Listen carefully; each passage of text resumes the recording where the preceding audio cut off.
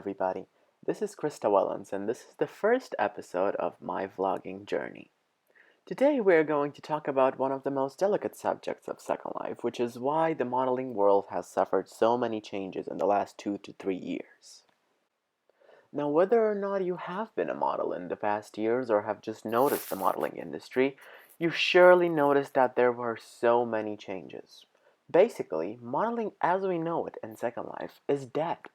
There are no more fashion shows, or if there are, they're very rare and not as good as they used to be.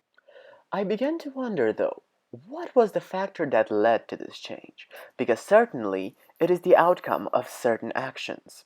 And then it hit me. It is evolution.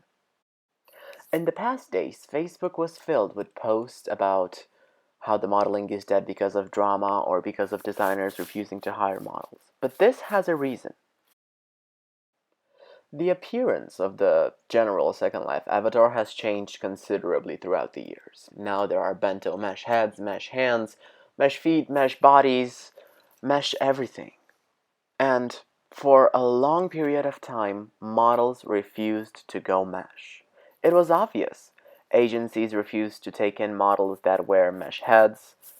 Teachers taught models not to buy their mesh heads because they res slowly, or mesh bodies because textures take a long time to load.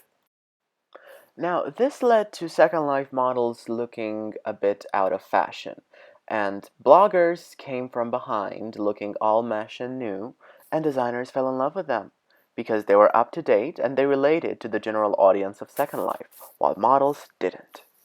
And even though there were some models who did get mesh bodies and mesh heads and mesh everything, they were hardly accepted, and by the time they were accepted, it was too late. We thus became extendable. Designers couldn't sell their clothes through us anymore, and they reoriented to bloggers who had way more followers than us, looked way better, and had a shape that related more to people who actually buy the items that designers create. And talk about bloggers. I believe it is time for a little break in my speech to show you what I'm wearing today. So, here is a presentation of my outfit that you can also find on my website.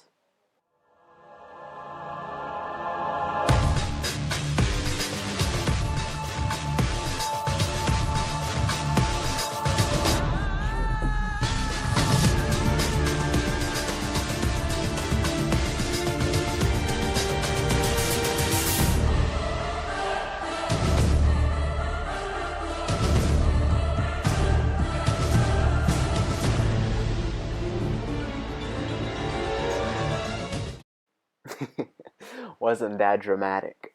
We are back talking about models and bloggers.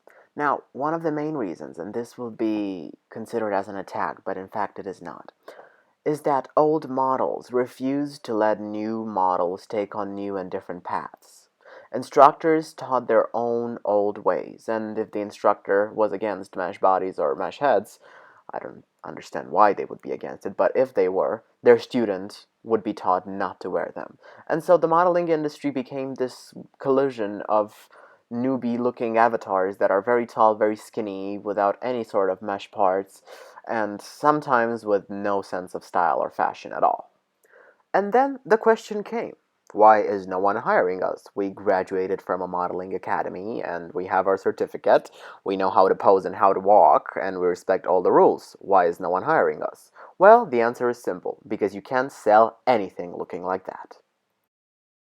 Another reason for this appearance of bad models is that everyone opened modeling academies. Everyone thought that they were able to teach other people.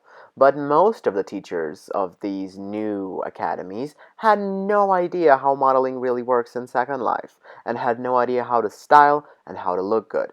They just thought that having long, thin legs and an attitude is enough to sell an item of clothing. That is completely false. But perhaps one of the most prominent reasons for the death of SL modeling as we know it is the lack of business knowledge that agency owners have. Because everyone opened an agency, there were many agencies, but very few of them actually had the business knowledge to secure contracts and get fashion shows. New designers came along and they were not friends with the owners of the agencies, nor interested in becoming friends. So contracts became more and more rare. They were like this forbidden fruit of Second Life that if you got, you were very, very lucky.